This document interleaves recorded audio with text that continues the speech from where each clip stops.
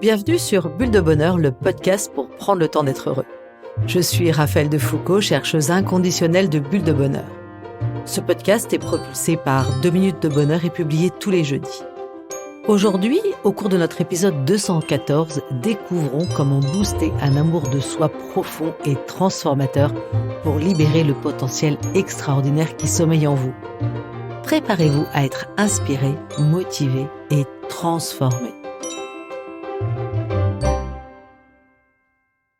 Alors transformé, comme l'a été Hervé, que j'ai envie de vous partager son histoire aujourd'hui, il me racontait que grâce au parcours Un temps pour deux, il a pu prendre conscience de ses forces, et notamment celle de la justice, qui est très importante pour lui. En prenant conscience de cette force, justement, il a effectivement pu l'exprimer à sa chérie.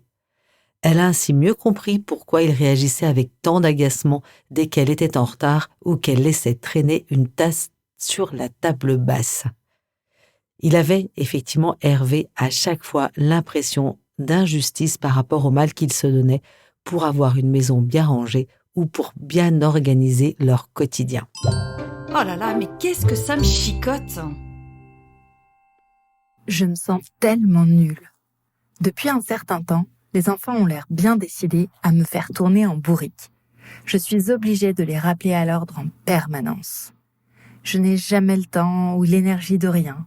Et quand j'appelle ma mère, je me rends bien compte que je suis pénible, que je râle en continu. Je vois bien que je suis dure à vivre. Mes amis ne sont pas au rendez-vous et mon conjoint ne m'écoute que d'une oreille distraite. Je rentre dans ma coquille et me jette dans mes multiples engagements pour éviter de trop penser. Et là, ça me chicote. Je m'énerve encore plus de continuer à tout accepter, à grignoter sur mon peu de temps libre. Comment arrêter de me négliger et retrouver le chemin de la paix? Mais quels sont les obstacles à l'amour de soi? Comment pouvons-nous les surmonter? Alors j'ai envie de revenir tout d'abord aux travaux de Lise Bourbeau. Vous savez, celui avec les 5 blessures de l'âme dont nous avons parlé dans pas mal d'épisodes. Qu'est-ce qu'ont en commun ces 5 blessures? C'est celle de nous parler de l'amour de soi. Rappelez-vous, nous développons des masques de protection parce que nous nous empêchons d'être nous-mêmes, parce que nous ne nous aimons pas assez. Alors revenons à la genèse de ces blessures. Lise Bourbeau observe que nous passons tous par 4 étapes lorsque nous développons une blessure. D'abord, nous sommes nous-mêmes. Deuxième étape, nous ressentons de la souffrance lorsque nous constatons la désapprobation des adultes. Nous voyons bien que nous ne pouvons pas vraiment être nous-mêmes, que nos comportements apparaissent comme inappropriés. Ici, entendons-nous bien, les adultes, en général nos parents, ne sont pas à blâmer. C'est la façon dont nous vivons cette désapprobation qui est la source de notre blessure. Troisième étape. En général, nous nous révoltons. La douleur est forte et elle génère des crises. Rappelez-vous, c'est la période de l'enfance, nous ne sommes pas encore très bien équipés pour gérer nos émotions. La crise est donc le seul moyen que nous avons à notre disposition pour faire passer notre message. Et la 4e étape, nous nous résignons. Et c'est à ce moment-là que nous développons ce fameux masque. Car grâce à cette carapace, nous nous efforçons d'éviter de décevoir les autres et de ressentir de nouveau la douleur de ne pas avoir été acceptés tels que nous sommes quand nous étions nous-mêmes. Refaisons un petit tour sur ces 5 blessures qui nous empêchent d'être nous-mêmes, qu'a donc développé et théorisé Lise Bourbeau. Commençons par le rejet, qu'on a développé dans notre podcast 199. Le rejet est une blessure de la petite enfance qui affecte la personne dans sa dignité. Elle ne se sent pas le droit d'exister comme elle est. Le masque associé est le fuyant. Il est plutôt effacé, discret et se croit souvent nul et sans importance. Il manque de confiance en lui. Sa plus grande peur est la panique dans des situations dans lesquelles il serait amené à recevoir de l'attention. Derrière le fuyant se cache une personne endurante, débrouillarde, efficace, autonome affectivement, soucieuse des détails et qui sait faire face aux difficultés et aux urgences. Qu'en est-il de la blessure d'abandon qu'on aborde dans notre podcast 205 ? L'abandon est une blessure qui s'éveille un peu plus tard, entre 1 et 3 ans, et découle du sentiment de manque de nourriture affective. Le masque associé est le dépendant. Il cherche dans l'aide et le soutien des autres la preuve qu'il est aimé et se met inconsciemment en difficulté pour recevoir de l'attention de son entourage. Plus sujet à la tristesse, sa plus grande peur est la solitude. Derrière le dépendant se cache une personne déterminée, persévérante, gaie, qui sait capter l'attention. Cette personne est empathique, attentionnée et possède souvent des talents artistiques. Qu'en est-il de celui qui a la blessure d'humiliation ? Donc c'était dans notre podcast 196. La blessure d'humiliation est donc une blessure qui s'éveille aussi dans le début de l'enfance, entre 1 et 3 ans, lorsque l'enfant se sent humilié, entravé dans sa liberté par le contrôle qu'exerce son parent. Il ressent de la honte et se sent atteint dans sa dignité de personne. Le masque associé à la blessure de l'humiliation est le masochisme. Ces personnes ont souvent honte d'elles-mêmes et pallient leur peur de ne pas être aimées par un excès de contrôle. Elles ne respectent pas non plus leurs besoins et se jettent à corps perdu dans le service aux autres. Leur plus grande peur, c'est la liberté qui les révélerait aux autres avec ses travers et ses excès. Alors derrière ces personnes qui souffrent de cette blessure d'humiliation se dissimulent des personnes audacieuses, organisées, sensibles, conciliatrices, altruistes, qui savent reconnaître les forces des autres et manifester de la fierté. Abordons maintenant la blessure de trahison, qui survient plutôt entre les 2 ans et les 4 ans d'un enfant qui se sent trahi par son parent qui ne correspond pas à l'image idéalisée qu'il s'en était fait. Le masque associé est le contrôlant. Comme son nom l'indique, cette personne a besoin de tout contrôler, de tout anticiper pour s'assurer que tout est bien à sa juste place. Ce sont des personnes plutôt fortes, responsables, rapides et très exigeantes envers elles-mêmes comme envers les autres. Ces personnes sont sujets à la colère, à l'impatience qu'elles essayent de cacher tant leur réputation leur tient à cœur. Leurs plus grandes peurs sont la dissociation, la séparation ou le reniement. Derrière le contrôlant se cachent souvent les traits d'un leader. Ce sont des personnes rassurantes, sociables, qui aiment parler en public, qui savent élever les autres en mettant à profit leurs talents. Ce sont des personnes rapides et qui savent prendre des décisions et sont capables de grandes performances parce qu'elles savent aussi très bien déléguer. On retrouve tout ça dans notre épisode 209. Et le dernier, la blessure d'injustice. Cette blessure se manifeste plus tard, entre 4 et 6 ans. C'est la période du fameux « c'est pas juste », lorsque l'enfant se sent bloqué dans son individualité. L'enfant alors se coupe de ses ressentis et développe le masque du rigide. Il voit le monde et la vie selon la dichotomie bien-mal et veut être parfait sur tous les tableaux sans se demander si cela correspond à ses besoins ou à ses aspirations. Ce sont des personnes ordonnées, assez indécises, souvent envieuses des autres, et elles cachent leurs émotions pour s'épargner. Leur plus grande peur, c'est la froideur, qui résonne chez elles comme le fait d'être sans cœur, ce qui est le comble de l'injustice. Enfin, derrière le rigide se dissimule une personne sensible, créative, endurante, soucieuse des détails, ordonnée, dynamique, pédagogue et qui sait réagir dans des situations difficiles. Vous découvrirez tout ça dans notre épisode 212. Allez, je change de regard. Mais alors, comment faire pour guérir de ces blessures et justement cultiver l'amour de soi ? La première étape est de prendre conscience de sa blessure. Soyez attentifs à vos comportements et aussi aux signaux que vous envoie votre corps. En reconnaissant cette blessure, vous vous offrez un super pouvoir. Vous l'avez effectivement repérée et vous savez d'où elle vient et vous pouvez enfin commencer le travail. Pensez à un patient qui se rend chez le médecin pour soigner ses maux de tête quand c'est son dos qui a des soucis. Guérir suppose d'accepter cette blessure, c'est-à-dire reconnaître qu'elle existe, qu'elle est là, sans pour autant être d'accord ou être à l'aise avec ça. Ce n'est pas parce que vous avez mal ou que vous ressentez de la rancœur que vous êtes une mauvaise personne. Donc ici, même si c'est un petit peu contre-intuitif, je vous recommande vivement d'appuyer un peu là où ça fait mal. C'est le tremplin pour devenir plus conscient de vous-même et pour vous aider à aller mieux. Reconnaître, nommer et prendre soin. Alors ensuite, très souvent, qu'est-ce qui se passe ? C'est qu'une fois que vous aurez reconnu tout ça, que vous l'aurez nommé, vous pouvez vous sentir un peu révolté. C'est souvent ici que nous accusons les autres de tous nos maux. Oui, c'est vrai que c'est difficile d'accepter notre responsabilité, d'accepter que le mécanisme que nous avons construit est notre œuvre et non le produit de la faute des autres. Je pense à une femme que j'accompagne qui se sent encore bloquée à ce stade-là. Elle en veut toujours à ses parents de l'avoir si peu soutenue et complimentée petite et les tient responsables de beaucoup de ses difficultés professionnelles actuelles. Elle compense son manque de confiance en elle, qu'elle pense alourdi par ses émotions négatives d'enfant puis d'adolescente, par un excès de zèle au travail et un manque d'assertivité. Elle tient ses parents responsables de son incapacité à dire non et à s'assumer. C'est un processus normal. Il est rarement facile d'accepter ses propres limites et ses faiblesses. Ça prendra le temps nécessaire chez vous aussi et ça sera souvent en lien avec l'intensité de votre blessure.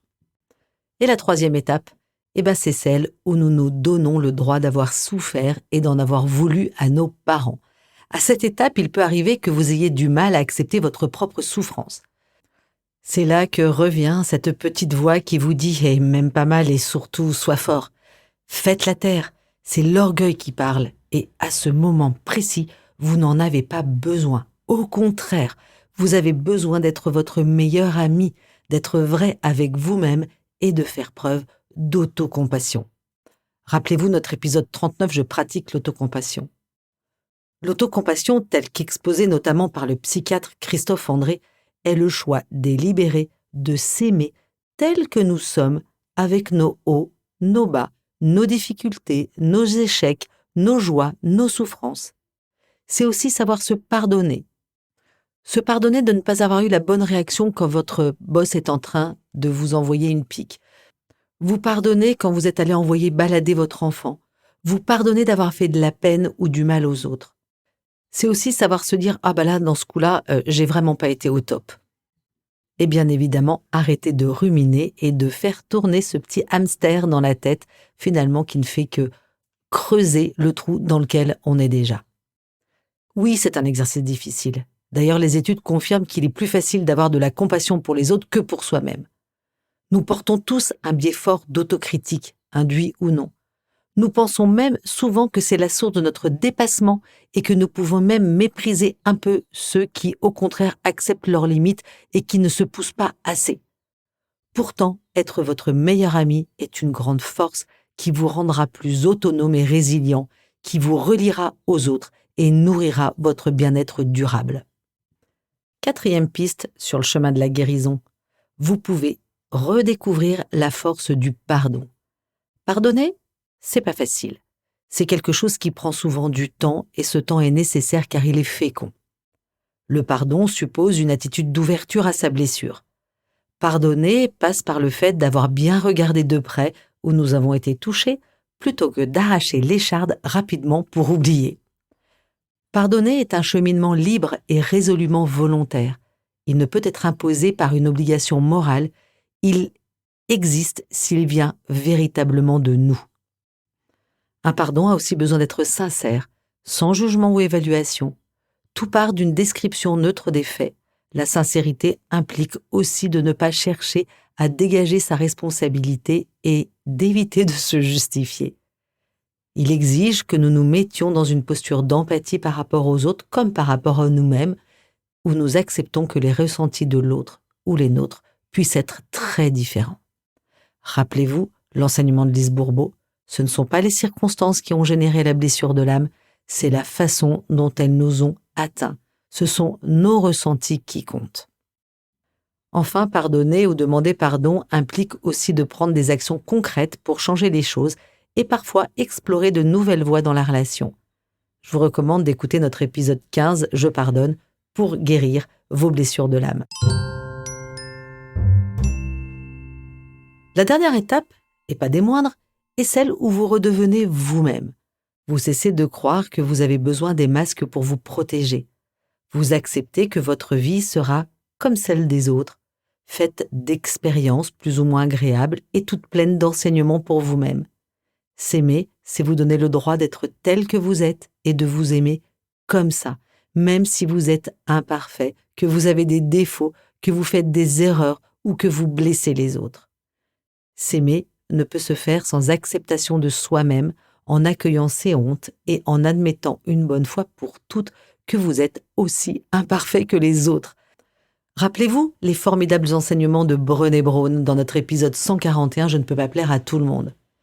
Elle nous dit que la dignité et l'amour de soi passent par la conscience de sa propre valeur, sans attendre la validation des autres et sans chercher à se changer pour plaire. Pour être accepté et pour développer notre sentiment d'appartenance au groupe, qui est un de nos besoins fondamentaux, nous avons tant besoin de nous aimer nous-mêmes et même quand on se sent parfois un peu nul. Pensez aussi à toutes ces formidables possibilités pour mieux vous connaître et vous aimer. Découvrez vos forces, bâtissez votre estime de vous-même, identifiez vos besoins, décollez les étiquettes. Pour terminer, parlons des bienfaits d'avoir une bonne estime de soi. Alors évidemment, les bienfaits sont multiples, vous vous en doutez, mais j'ai envie de revenir sur certains. Tout d'abord, guérir de ses blessures permet de ressentir une grande paix intérieure. Alors vous vous sentirez même physiquement allégé d'un poids. Le chemin de l'amour de soi va vous permettre aussi de développer plus de patience, de tolérance, de douceur envers les autres comme envers vous-même. Ensuite, pardonner est un acte puissamment libérateur. Il chasse les émotions négatives, la colère, la rancune, la souffrance. Le pardon creuse un sillon dans ce qui vous bloquait et ce sillon est créateur. L'énergie dépensée dans la rumination et la rancœur est maintenant à disposition de votre bien-être. Troisième point et troisième bienfait important, vous allez aussi améliorer votre autonomie affective, c'est-à-dire votre capacité à être aux commandes de votre bien-être, à être responsable de la satisfaction de vos besoins sans attendre que cela vienne des autres. Gagner en autonomie affective, c'est avant tout apprendre à s'aimer soi-même et à prendre soin de soi, comprendre ses besoins et s'appuyer sur soi-même pour les satisfaire. Vous verrez que c'est beaucoup plus facile que de laisser la télécommande de votre bonheur à votre conjoint, à vos enfants, à votre parent, à vos amis, à votre boss. Cela va vous aider à vous redécouvrir comme une personne aimable, digne de recevoir de l'attention et libre de ses choix. Enfin, un dernier bienfait, guérir de ses blessures permet de renforcer la richesse de vos relations. Et enfin, rappelez-vous qu'à chaque masque sont associées de grandes forces. Allez les réécouter, allez les relire, regardez-les aussi avec bienveillance et appuyez-vous dessus pour continuer et commencer à vous aimer. Et hop, je me lance. En bref, si je résume, pour retrouver le chemin de l'amour de soi, 1. Acceptez votre souffrance. 2. Accueillez les imperfections et les forces liées à votre blessure. 3. Pratiquez l'autocompassion pour vous pardonner ou pardonner à votre entourage. À vous de jouer, chers auditeurs. Cette semaine, la carte de 2 minutes de bonheur vous propose de vous faire 3 compliments. Rappelez-vous que vous êtes quelqu'un d'unique, d'extraordinaire et de digne d'amour. Finissons avec Lise Bourbeau qui conclut « L'amour véritable est l'expérience d'être soi-même. » Avec Bulle de Bonheur, prenez le temps d'être heureux. Merci pour votre écoute. Si vous avez aimé, dites-le nous avec 5 étoiles. Laissez vos commentaires et envoyez des bulles de bonheur à vos amis et partagez ce podcast. Inscrivez-vous à la newsletter en allant sur notre site 2 minutes de bonheur pour être notifié des prochains épisodes. C'est aussi très facile de nous trouver sur les réseaux sociaux, Facebook et Instagram. Il suffit de chercher 2 minutes de bonheur. Bulle de bonheur est propulsée par 2 minutes de bonheur, des outils pour créer du lien et prendre le temps d'être heureux.